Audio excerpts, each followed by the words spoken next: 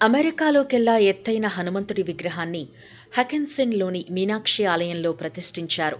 25 అడుగుల ఎత్తైన ఈ నల్లరాతి ఏకశిలా విగ్రహం వరంగల్లో తయారు చేశారు. విగ్రహం తయారీ కోసం అనువైన రాయిని గుర్తించడం నుంచి దాన్ని శిల్పంగా మార్చి అమెరికా పంపే వరకు 8 నెలలకు పైగా సమయం పట్టింది.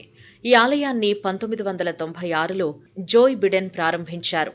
అమెరికా ఎన్నికల్లో డెమోక్రాట్ల తరపున ఆయన అధ్యక్ష పదవి కోసం పోటీలో ఉన్నారు.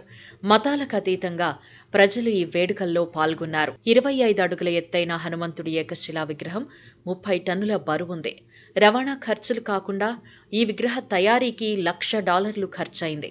విగ్రహానికి అవసరమైన రాతిని గుర్తించడం కోసం మీనాక్షి ఆలయానికి చెందిన 4 సభ్యుల బృందం భారత్ వచ్చింది. ఈ బృందం మొదట రాజస్థాన్ వెళ్లినా అక్కడ సరైన రాతిని గుర్తించలేకపోయింది. దీంతో చివరిగా వరంగల్ వచ్చింది. స్థపతి సూచనల మేరకు డిసెంబర్లో ఈ విగ్రహ తయారీ పూర్తయింది.